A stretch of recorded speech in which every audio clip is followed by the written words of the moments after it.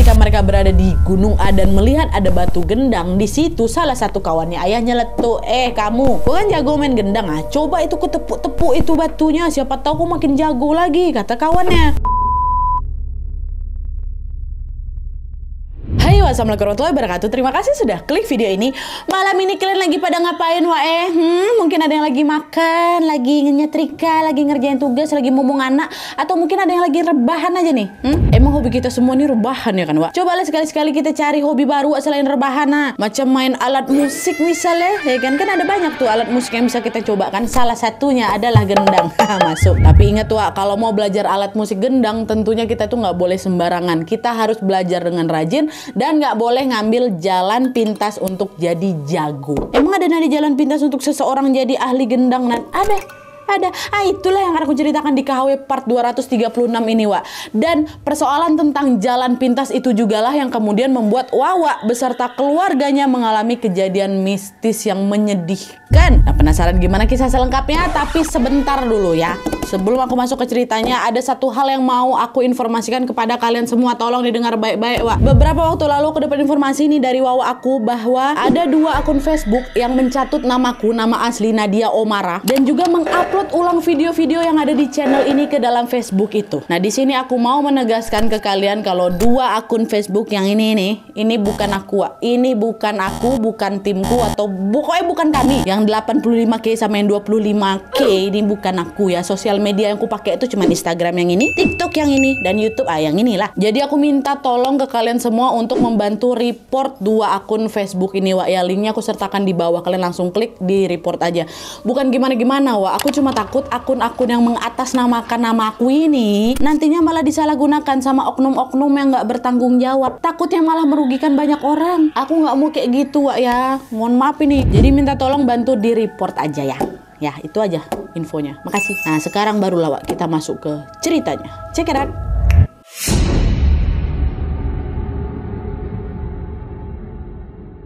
Oke, Wak, jadi kisah yang akan aku ceritakan malam ini dikirim sama Wak kita yang bernama Jaka dari Jawa Barat. Halo, Ak Jaka. Nah, pengalaman horor ini, Wak, terjadi pada tahun 2000 lalu, 24 tahun yang lalu, dan dialami langsung oleh Jaka serta keluarganya, Wak. Dan FYI, Jaka ini adalah anak ketiga dari 4 bersaudara. Dan kisah horor yang dialami keluarganya Jaka ini terjadi ketika mamanya Jaka sedang mengandung anak keempat atau adik bungsunya si Jaka, ya. Nah, jadi, Wak, sebagaimana ibu hamil yang sering merasakan mual dan muntah, mamanya Jaka juga mengalami hal yang sama.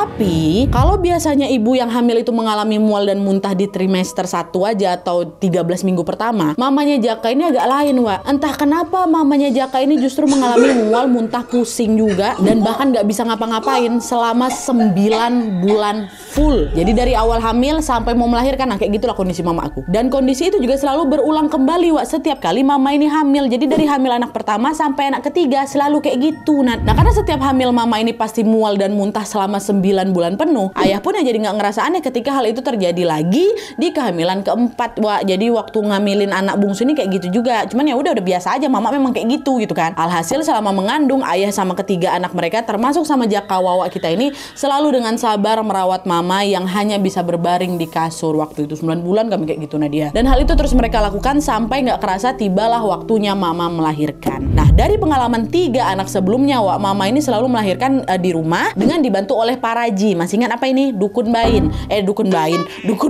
Pada masa itu memang belum banyak, Wak, ibu-ibu yang melahirkan di klinik atau di rumah sakit di tempatnya si Jaka ya. Tapi walaupun melahirkannya hanya di rumah, Wak, selama ini mama ini selalu melahirkan dengan normal dan proses persalinannya juga berjalan lancar. Nah, karena memang biasanya mama ini selalu melahirkan di rumah dan juga alhamdulillahnya aman-aman aja. Jadi ketika tiba waktu melahirkan anak keempat ini ya seperti biasa, ayah pun segera langsung manggil paraji juga untuk membantu mama melahirkan. Tapi, Wak, tepat ketika paraji itu datang dan proses persalinan itu dimulai, disitulah mereka dibuat bingung. Karena proses persalinan kali ini atau yang keempat ini ternyata sangat berbeda dari sebelumnya, Wak. Kalau 3 anak sebelumnya bisa lahir dengan mudah, dengan lancar gitu kan, entah kenapa adik bayi yang keempat ini susah kali keluar, Nat. Mama udah ngalami kontraksi dan mengejan berkali-kali, tapi adik bayi ini belum juga mau keluar. Alhasil karena kasihan nengok mama yang terus-terusan kesakitan, ayah pun sampai manggil lagi 3 bidan sama 1 paraji lagi untuk bantu mama melahirkan dulu. Jadi di situ posisinya udah ada 5 orang orang yang bantu. 3 bidan, 2 paraji. Tapi meskipun segala bantuan itu sudah dikerahkan, 5 ahlinya ini juga sudah datang,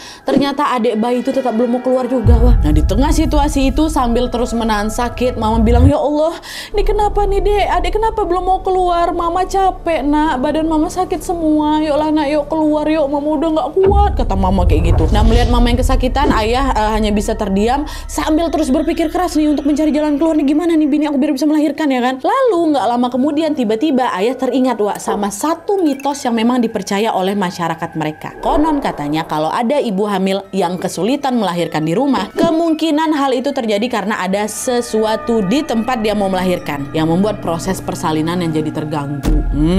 Dan untuk menghindari sesuatu tadi, mereka ini pun harus pindah ke tempat lain, wah, yang memang dirasa lebih aman. Mitosnya kayak gitu. Akhirnya ayah bilanglah ke mama, "Mah, mungkin adik bayi ini nggak mau lahir di rumah ini. Kita pindah ke rumah adekku aja yuk, Ma, yuk. Mama yang kuat ya, kita siap-siap pindah," kata bapak kayak gitu. Tanpa membuang waktu lagi, mama pun langsung dibawa, wah, ke rumahnya adiknya ayah itu, which is tantenya Jaka, yang memang masih dalam satu kawasan juga dengan keluarga mereka, wah, masih satu kampung lah gitu kan. Dibawa lah, ini digopoh-gopoh. Nggak begitu lama lah kan nyampe dekat rumah tuh karena dekat. Nah, sesampainya di rumah tante, proses persalinan itu pun dilanjutkan kembali. Tapi wah, setelah mama mengejan berkali-kali, ternyata kondisinya masih sama juga. Adik bayi dalam kandungan mama tuh belum mau keluar. Nggak keluar-keluar adik nih. Di situ ayah bilang lagi, "Mah, masih kuat mama kan? Mungkin adik bayinya juga nggak mau lahiran di sini, mah. Kita coba pindah ke rumah ibuku aja ya. Barangkali adik mau lahir di rumah neneknya," kata ayah kan. Mama waktu itu udah kesakitan kali, nah dia udah nggak bisa ngomong apa-apa lagi. Dia cuman ngangguk-ngangguk aja gitu, seolah mengiyakan ajakan ayah gitu. Udah pasrah mama kan. Nah, sesampainya di rumah nenek, diangkut lagi nih kan ke rumah nenek, masih kawasan situ juga, wah. Dengan sigap paraji dan juga 3 bidan itu pun langsung membantu mama melanjutkan persalinan. Dan alhamdulillahnya, wah, di rumah nenek ini barulah proses persalinan berjalan dengan lancar. Tidak berselang lama kemudian, adik bayi yang keempat ini pun lahir dengan jenis kelamin perempuan, dikasih nama Endah. Ya, alhamdulillah lahir nih. Kelahiran Endah ini tentu menjadi kabar gembira bagi semua keluarga. Setelah melalui proses persalinan yang tidak mudah, bayi Endah ini pun bisa lahir ke dunia dengan sehat dan juga selamat. Tapi ternyata masalah yang mereka hadapi tidak selesai di situ aja, wak. Hanya berselang 5 hari setelah Endah ini lahir, tiba-tiba muncul masalah lain yang jauh lebih besar dan menyedihkan. Ayolah, masalah apa itu, Nadia? Masuk. Nah, jadi ceritanya, wak, hari itu mama tuh lagi memandikan Endah di teras depan rumah. Jadi biar bisa sekalian nanti bayinya dijemur lah gitu kan. Lalu ketika Jaka, si wawak kita ini memperhatikan adiknya yang lagi dimandiin itu, perhatian Jaka langsung tertuju pada bercak di leher adiknya, di leher Endah. Karena penasaran, Jaka pun perlahan-lahan berjalan mendekati si Endah. Lalu ketika jarak itu sudah semakin dekat, disitulah Jaka baru sadar kalau bercak merah di lehernya Endah adalah darah. "Astagfirullah, mama, itu di leher adik, kenapa kok bisa ada darahnya?" katanya. Nah, mama yang nggak sadar dengan adanya darah itu ya panik, "Masa iya ada, nak? Mana nih, mana?" Langsung diperiksa lah itu lehernya Endah kan. Dan ternyata betul, wak, di lehernya Endah ada bercak-bercak darah tuh yang entah berasal dari mana. Itu udah diperiksa bolak-balik badan bayi ini, nggak ada luka sama sekali, apalagi di lehernya nggak ada. Jadi darah tuh tiba-tiba muncul lah gitu. Udah, mama dibersihkan lah bercak darah itu, dan langsung lah adik ini dibawa masuk ke dalam rumah. Masih pagi nih ya posisinya. Nah, terus nggak lama setelah kejadian itu, Jaka sama keluarganya balik panik lagi, wak, ketika melihat Endah tiba-tiba macam mau muntah gitu loh, wak. Awalnya mereka mikir, oh mungkin Endah mau gumoh, kan biasanya kan kekenyangan gara-gara minum ASI kan bayi biasanya gumoh ya kan. Tapi ternyata, wak, apa yang terjadi kemudian betul-betul di luar dugaan mereka. Bukannya gumoh ASI loh, wak. Yang pada saat itu Endah muntahkan, bayi Endah dimuntahkan adalah darah. Astagfirullah, Endah kenapa ini kamu, ya Allah, kata mama kan. Dengan panik mereka langsung berusaha mengelap wajah dan juga tubuhnya Endah dari muntahan darah itu. Tapi semakin mereka berusaha mengelapnya, wak, darah yang keluar dari mulut Endah malah makin banyak. Astagfirullahaladzim. Bahkan yang keluar tuh bukan cuma cairan aja loh, Nadia. Yang ku tengok ada macam gumpalan-gumpalan hati ayam tuh. Kayak gitu. Astagfirullah. Ayah mama udahlah makin panik lah mereka berdua kan. Akhirnya karena takut Endah nih kenapa-napa, dibawalah itu ke rumah sakit ya kan. Nah, di sepanjang perjalanan menuju ke rumah sakit, wah, Endah tuh masih juga terus muntah darah tuh. Tapi ketika mereka sudah sampai di sana, nyampe di rumah sakit, berhenti muntah darah tuh, Nadia. Tapi meskipun begitu, tetap tuh ayah sama mama bawa Endah untuk diperiksa ke dokter langsung. Lalu setelah dokter memeriksa kondisi Endah, wah, anehnya dokter bilang, "Kondisi bayi bapak sama ibu ini sehat-sehat aja kok. Di dalam tubuhnya nggak ada penyakit apapun," kata dokter kayak gitu. Nah, dengar ucapan itu tentu ya nggak percayalah mama sama bapak. "Dokter, kalau anak kami ini baik-baik aja, kenapa dia bisa sampai muntah darah? Ini loh bekas darahnya, ini bukan gumoh ASI loh dokter." "Iya, saya tahu, tapi maaf Pak Ibu, secara medis ya memang nggak terdeteksi penyakit apapun. Dah, untuk saat ini adek aman-aman aja, kalian boleh bawa adek pulang ke rumah. Nanti kalau misalnya adek muntah darah lagi, langsung bawa ke sini lagi ya, kata dokter kayak gitu. Nah, karena nggak punya pilihan lain, ayah sama mama pun kembali membawa bayi Endah ini pulang, karena pun kata dokter nggak kenapa-napa kan, Wak. Terus pas mereka sudah sampai di rumah, apa yang mereka khawatirkan itu pun terjadi lagi. Baru aja Nat mama papa tuh masuk ke dalam rumah, di situ adek Endah ini muntah darah lagi. Wah, astagfirullahaladzim. Bahkan kali ini astagfirullah, nggak kebayang sama aku. Bahkan kali itu nggak cuma muntah darah aja, Wak. Ada darah segar juga yang mohon maaf keluar dari kemaluannya Endah yang waktu itu lagi mau pipis. Pipis darah merah. Astagfirullah. Nah, karena kondisi ini jelas udah nggak wajar lagi, ayah sama mama langsung balik lagi ke rumah sakit untuk memeriksa Endah. Tapi lagi-lagi ketika mereka sampai rumah sakit, anehnya muntah darah itu kan dibawa tuh OTW. Nyampe rumah sakit berhenti muntah darah ya. Padahal di jalan tuh muntah-muntah, adik aku tuh Nadia. Pun sama ketika waktu diperiksa sama dokter, hasilnya juga masih tetap sama, Wak, seperti pemeriksaan sebelumnya. Nggak kenapa-napa kok, Bu. Adik Endah sehat dan tidak terdeteksi adanya penyakit apapun di tubuhnya. Di situ ayah sama mama mikir, masa bayi sampai muntah darah dibilang sehat-sehat aja? Hah? Ini jangan-jangan rumah sakitnya nggak betul nih. Udah ya, kita bawa periksa ke rumah sakit lain, kata bapak gitu. Mengamuk-ngamuk bapakku di sana kan. Adik Endah ini pun kemudian dibawa lawak ke beberapa rumah sakit dan bahkan klinik yang ada di sana. Tapi meski sudah diperiksa oleh dokter yang berbeda-beda, ternyata hasil pemeriksaan yang nggak berubah, Wak. Semua dokter siapapun yang meriksa adek bilang adek Endah sehat-sehat aja. Makin bingung lah mama bapak aku kan. Ini kenapa anak kami ini? Akhirnya karena mereka udah nggak tahu lagi harus melakukan apa, dengan terpaksa adek Endah ini pun dibawa pulang untuk dirawat di rumah aja lah. Nah, selama dirawat di rumah, wah astagfirullah, kondisi Endah semakin menjadi-jadi. Kali ini bukan hanya muntah dan pipis darah aja, wah ya, tapi cairan darah segar itu juga keluar melalui semua lubang yang ada di tubuhnya Endah, dari hidung, dari telinga, bahkan mohon maaf wah ya, dari duburnya Endah juga keluar. Kalian bayangin lah tuh kayak gimana paniknya mama sama bapak tuh, ha? Karena Endah ditaruh di atas kasur kan, wah, supaya darah-darah itu nggak langsung kena ke kasur. Nanti kasurnya kotor nggak bisa dipakai. Akhirnya mama sama ayah tuh macam ditaruh lah selimut gitu untuk jadi alas tidurnya. Jadi selimut tuh dibentangkan di atas kasur, barulah Endah ditaruh di atas selimut kan. Dan setiap kali selimut itu udah penuh dengan darah, nanti secara gantian ayah sama mama bakal ganti langsung tuh, diganti. Nanti yang bekas selimut lama itu dicuci sama nenek ke sungai. Nah, kabar tentang adek Endah yang terus-menerus mengeluarkan darah dari tubuhnya itu tentunya dengan cepat langsung tersebar ke tetangga sekitar. Para tetangga yang merasa iba dengan hal itu pun langsung berbondong-bondong datang ke rumah mereka untuk menjenguk adek Endah ini. Dan FYI, Wak, di daerah tempat keluarga Jaka ini tinggal, memang ada sebuah tradisi di mana setiap ada bayi yang baru lahir, nanti para tetangga ini bakal secara bergantian, Wak, menginap di rumah si keluarga bayi ini sampai si bayi ini berumur 40 tahun. Nah, hal itu dilakukan dengan tujuan supaya para tetangga ini bisa ikut menjaga si bayi dan juga pihak keluarga kalau mereka membutuhkan pertolongan. Nah, sesuai tradisi tadi, Wak, para tetangga sekitar juga banyak lah itu kan pastinya yang menginap juga di rumah keluarga Jaka, dan otomatis banyak juga dari mereka yang juga menyaksikan langsung ketika adek Endah ini muntah darah sampai darah-darah keluar gitu, Wak. Tapi sayangnya para tetangga itu juga nggak bisa membantu banyak. Sama seperti ayah sama mama, mereka juga nggak bisa berbuat apa-apa selain menemani mereka dan juga mendoakan mereka. Orang dokternya juga ngomong kayak gitu, nggak dikasih apa-apa juga ya kan, udah didoain, ditemanin, dikuatin lah sama tetangga. Mantep tetangganya ya.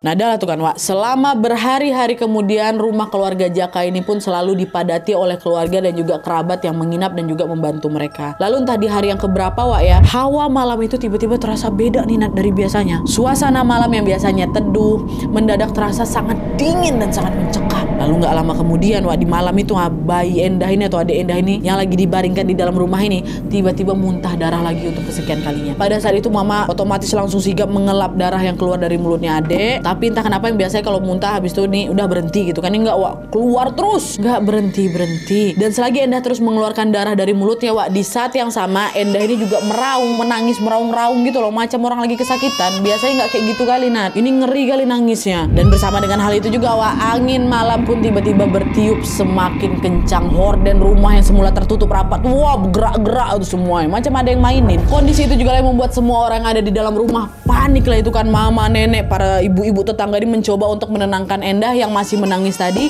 dan mereka juga dengan sangat telaten mengelap darah yang masih keluar dari mulutnya Endah, sekaligus juga menenangkan ibu. Nah, di sisi lain ayah, kakek dan juga para bapak-bapak tetangga dengan kompak langsung membaca doa bersama. Wah, mereka mengitari rumah itu kan sambil terus membaca doa dan berharap semoga suasana malam, merinding, suasana malam itu tidak lagi semencekam tadi. Udah dibacain doa, berzikir lah, apa itu, menenangkan mamanya Endah, menenangkan Endahnya juga yang masih menangis. Itu pokok chaos sekali lah Wak malam itu.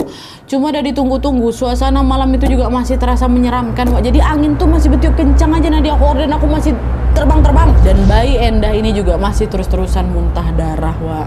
Lalu di tengah situasi yang menegangkan itu, salah satu tetangga dari mereka bilang, "Pak, Ibu, saya ada kenalan orang yang paham sama hal-hal kayak gini Pak, namanya Pak Didin, coba saya panggilin lah Pak ya, siapa tahu beliau bisa bantu," gitu kan. Nah, karena ayah sama mama udah nggak tahu lagi harus berbuat apa Nadia, kata Jaka kan, akhirnya udah mereka mau nggak mau cuman bisa mengiyakan. Mereka terus membacakan doa dan juga menjaga adik Endah ini selagi menunggu Pak Didin ini datang kan.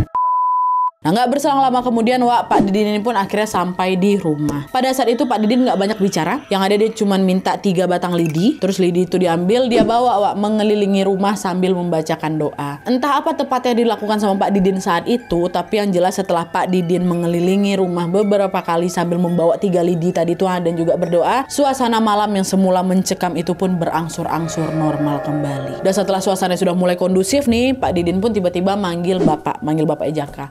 "Kang, coba kesini sebentar, saya mau bicara," kayak gitu. "Oh iya, ada apa Pak?" katanya. "Maaf ya kalau saya lancang, saya cuma mau nanya, apa dulu kamu pernah naik ke Gunung A?" kata Pak Didin. Nah, jadi Pak Didin di sini sebutin salah satu nama gunung yang cukup terkenal angker di Jawa Barat Wak. Tapi sesuai request dari Jaka di sini nggak usah disebutin aja nama gunungnya. Jadi biar gampang aku sebutin aja namanya Gunung A ya. Dan kalau misalnya nanti kalian ada yang bisa nebak gunung ini tuh gunung apa, udah tolong disimpan kalian sendiri aja lah Wak. Kasihan Jaka udah requestnya kayak gitu, mohon tolong ya. Nah, lanjut. Nah, pada saat mendengar Pak Didin nyebut Gunung A, ayah bingung.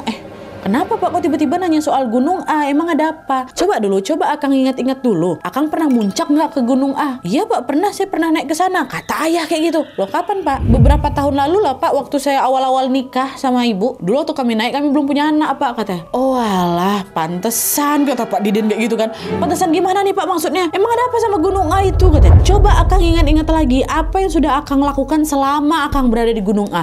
Ya saya muncak lah. Ya muncak kayak biasa aja, nggak ada yang lain. Coba ingat dulu betul-betul. Pasti ada sesuatu yang Akang lakukan di sana kan? Kata si Pak Didin lagi. Waktu itu ayah langsung terdiam Wak. Dia sambil ngerutin dahinya. Dia memikirkan hal itulah. Dia mencoba mengingat-ingat kembali memori tentang pendakian yang pernah dilakukan ke Gunung A itu sama mama. Apa ya, aku ngapain ya? Aduh, udah lama pula kejadian, aku ngapain ya, gitu loh kan. Yang awalnya ayah ingat waktu itu ayah sama istrinya ke gunung itu gak cuma berdua aja Wak. Ada juga beberapa kawannya ayah yang ikut. Tapi habis itu kami ngapain? Kami gak ada macam-macam kok.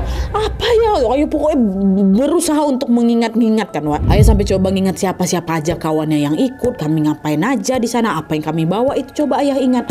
Sampailah di satu titik ayah langsung menyadari sesuatu. Oh iya, dengan wajah panik ayah bilang, "Pak, saya baru ingat Pak, dulu waktu saya naik ke Gunung A, saya sempat menepuk-nepuk batu gendang." Nah, ini sedikit tambahan informasi aja nih Wak ya. Kata Jaka, Gunung A ini terdapat beberapa batu yang memiliki nama khusus Wak. Jadi beberapa contohnya ada batu gendang, ada batu sinden ya kan. Nah, banyak orang yang meyakini bahwa di tempatnya Jaka ya, bahwa mereka ini bisa melakukan ritual di batu-batu itu. Jadi kalau kau pengen jago nyinden, nanti kau ritual lah itu di batu sinden itu. Nah, selama ritual ini si yang mau jagoin atau dia ini diminta untuk menepuk-nepuk batu sinden ya. Nanti kalau dia pengen jago main gendang, nah nanti selama ritual itu ya dia akan diminta untuk nepuk-nepuk batu gendang itu dan seterusnya. Tapi ritual itu katanya nggak bisa dilakukan sendirian Wak. Ada beberapa syarat yang memang harus dipenuhi dan juga harus ditemani oleh juru kuncen yang ada di sana. Ada ternyata tuh batu gendang itu. Ini sebutannya Wak ya, sebutan batu gendang sama batu sinden. Nah, ketika ayah mendaki ke Gunung A bersama mama dan juga teman-temannya itu, pada saat itu ayah tuh nggak ada maksud untuk melakukan ritual Wak, murni karena memang ya mendaki aja. Cuman ketika mereka mereka berada di Gunung A dan melihat ada batu gendang, di situ salah satu kawannya ayah nyeletuk, kamu, kau kan jago main gendang, coba itu kau tepuk-tepuk itu batunya, siapa tahu kau makin jago lagi, kata kawannya. Nah pada saat itu memang ayah ini lagi suka-suka main gendang, Wak. Bahkan ayah ini juga beberapa kali diundang tuh untuk mengisi acara kesenian nih. Tapi meskipun begitu, ayah ini suka mengasah kemampuannya ya dengan berlatih, bukan malah melakukan ritual yang ayah yakin ini sebagai perbuatan musyrik. Ayah jago ya karena dia memang rajin berlatih. Kawannya yang iseng ngasih ide itu, ketepuk-tepuk lah itu batunya biar makin jago lagi kau. Nah ayah di situ bilang, enggak aku nggak percaya sama yang kayak gitu, musyrik kayak gini nih. Udahlah coba aja lah. Ngapa nggak mau, kau takut kau ya? Kata kau nih kayak gitu. Bukan aku takut, tapi aku memang nggak mau. Ngapa emang? Lagian kan setahu aku ritual-ritual kayak gitu tuh harus ada ditemenin kuncen ya. Alah udah nggak apa-apa tuh. Kau kan nggak lagi ritual betul. Udah tepuk tuh batunya, tepuk. Nah lama-kelamaan ayah jadi kesal juga sama kawan-kawannya, Wak, yang terkesan jadi kayak maksa dia gitu kan. Lalu supaya kawan-kawan ini mau diam gitu kan, kalau nggak dipaksa-paksa terus, udah ayah pun akhirnya terpaksa mengikuti ucapan itu. Di situ ayah nih mikir, ya udahlah, toh aku juga nggak berniat melakukan ritual, aku juga nggak bawa sesajen, nggak ada juga juru kuncen di sini kan. Pasti mitos itu nggak bakal berhasil karena ya nggak ada satupun syarat yang dipenuhi nih. Cuman ditepuk aja, nggak ada apa-apa yang dibawa sama ayah kan. Udah aku tepuk aja lah biar diam orang-orang nih, dah. Ditepuk sama ayah, Wak. Nah setelah itu baru diam kau nih. Nah gitulah, kata kau, yuk naik lagi kita. Dan setelah pendakian itu selesai, Wak, dan mereka kembali ke rumah masing-masing, semuanya pun masih aman terkendali selama perjalanan. Setelah nempuh itu nggak kenapa-napa, turun juga nggak kenapa-napa. Cuman sejak pendakian itu, setiap kali ayah ada undangan untuk mengisi acara kesenian, Wak, orang-orang semua tuh pada mulai notice kalau permainan gendangnya ayah tuh makin nampak jago, makin keren lah yang main gendangnya. Ayah juga sadar loh, Wak, bahwa kemampuan dia dalam bermain gendang langsung melejit jauh nih. Kok makin jago aku ya kayak gitu. Tapi di situ ayah nggak mikir aneh-aneh. Ayah menganggap ya hal itu bisa terjadi karena memang ayah rajin berlatih ya kan. Nggak ada kepikiran, kemarin aku tepuk batu tuh, nggak ada. Semuanya itulah yang diceritakan ayah ke Pak Didin. Nah setelah menyimak cerita dari ayah, di situ Pak Didin bilang, kamu tuh Kang, kamu bisa memperoleh kemampuan dalam bermain gendang itu bukan karena kamu rajin berlatih, tapi itu semua muncul karena bantuan dari jin-jin yang ada di Gunung A. Semua itu terjadi ya karena keisengan kamu dulu. Kamu harus tahu kalau batu gendang itu nggak boleh sembarangan ditepuk-tepuk loh, walaupun niatnya cuma iseng dan cuma bercanda. Lihat sekarang akibatnya, jin-jin dari Gunung A itu datang ke sini dan meminta bayaran mereka. Itu kata Pak Didin. Pada saat itu Pak Didin bilang kalau sebenarnya selama ini jin-jin dari Gunung A itu sudah mengincar keturunannya ayah sejak mama hamil anak pertama Nadia, kata Sujaka. Hal itu juga lah yang membuat mama ini selalu kesakitan selama 9 bulan penuh setiap kali hamil. Itu gara-gara itu. Tapi untungnya ketika mama hamil anak pertama, anak kedua, sampai Sujaka anak ketiga ini, pada saat itu kakeknya ayah itu masih hidup. Beliaulah yang udah membantu mengusir si jin-jin tadi, Wak, supaya tidak mengganggu keluarganya, keluarga cucunya ini. Nah kebetulan kakeknya ayah memang tajam, Wak, dengan urusan semacam itu. Tapi sayangnya ketika mama ini melahirkan Endah, which is si anak bungsu itu, di situ posisinya kakeknya ayah sudah meninggal dunia. Alhasil serangan dari jin-jin Gunung A itu pun mengenai Endah hingga membuat Endah ini selalu itulah dia muntah darah. Katanya gegara itu. Dengar ucapan Pak Didin, ayah langsung lemas sebadan-badan. Ayah cuma bilang, Pak, sebenarnya dulu kakek saya juga pernah ngomong kayak gitu, Pak. Kakek saya tahu tentang kelakuan iseng saya waktu di Gunung A tuh, Pak. Cuman dulu saya pikir kakek saya cuma ngarang-ngarang aja buat nakut-nakutin saya aja. Tapi ternyata betul ya, Pak ya. Iya Allah, Pak, nyesel kali saya, Pak. Cuma karena perbuatan iseng saya selama di gunung tuh sampai anak saya juga harus nanggung akibatnya. Sekarang saya harus kayak gimana nih, Pak Didin? Gimana supaya mereka nggak mengincar anak saya lagi? Kata si bapak. Pak Didin pun berusaha untuk menenangkan ayah pada saat itu dengan berkata,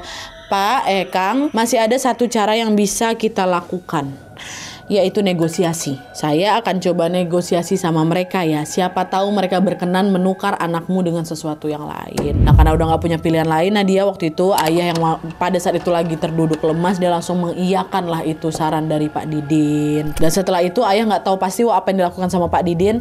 Tapi yang jelas beberapa waktu kemudian Pak Didin ini tiba-tiba menghampiri ayah dan berkata, jin-jin dari Gunung A itu sudah setuju untuk tidak mengganggu ayah serta keturunannya lagi.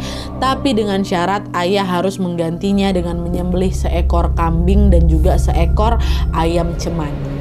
Udahlah tuh akhirnya ayah pun beserta sama seluruh keluarganya saling membantu untuk memenuhi syarat itu, Wak. Lalu setelah kambing sama ayam cemani itu disembelih, ajaibnya secara perlahan-lahan kondisi Ade Endah mulai membaik dan udah nggak pernah muntah darah lagi, Wak. Dari situlah akhirnya keluarga Jaka pun bisa melanjutkan hidup mereka dengan tenang lagi. Dah langsung sembuh adik aku, Nat. Bayangkan sama kalian, astagfirullah. Oke Wak, jadi itu tadi pengalaman horor yang dialami sama Jaka dan juga keluarganya. Di email yang Jaka kirim, Wak, Jaka juga cerita kalau pada masa itu orang-orang tuh udah mikir kalau adik aku nih pasti udah gak lama umurnya dia. Ya macam mana nggak nengok bayi sekecil itu terus-terusan ngeluarin darah. Orang mana yang yakin dia bisa bertahan hidup kan? Mereka udah mikirnya bentar lagi meninggal nih pasti bayi Endah nih kayak gitu. Tapi alhamdulillah dugaan itu ternyata salah. Sampai hari ini Endah, Jaka beserta seluruh keluarga juga masih hidup dan juga dalam kondisi yang baik-baik saja. Bahkan kali ini adik Endah udah nikah loh, Wak. Iya, kita doakan sama-sama semoga Endah serta seluruh keluarganya selalu dalam keadaan sehat dan selalu berada dalam lindungan Allah Subhanahu wa taala. Melalui cerita ini, Jaka juga berpesan pada kita semua untuk selalu berhati-hati dan jangan melakukan hal-hal yang membahayakan walau niatnya cuman iseng, apalagi cuma coba-coba. Apalagi di tempat-tempat yang dianggap wingit nih, Wak, macam gunung tuh. Kita nggak betul-betul tahu loh apa konsekuensi dari keisengan yang sudah kita lakukan. Jangan skeptis kali, jangan sombong kali kalian. Jadi daripada menyesal, nah lebih baik kita cegahlah sejak awal ya. Gitu Wak ya. Oke, dah itu aja ceritanya. Jadi sekian dulu videonya. Kalau misalnya kalian juga pengen berbagi kisah horornya, boleh langsung kirim aja ke email kisahhororwawa@gmail.com. Tulis di subjek judul kisah kalian dan juga sertakan nomor WhatsApp sama Instagram kalian di dalamnya supaya nanti kami gampang hubungin kalian untuk di-up di video selanjutnya. Oke, Wak, jadi terima kasih banyak yang sudah menonton. Kalau kalian suka video ini, klik like-nya. Jangan lupa komen di bawah gede dan saran-saran untuk selanjutnya. Jangan lupa nyalain notifikasinya supaya kalian tahu kalau upload video baru. Jangan lupa untuk klik tombol subscribe supaya kalian sama-sama tahu informasi menarik dan menegangkan dari channel aku. See you next video, Wak. Bye.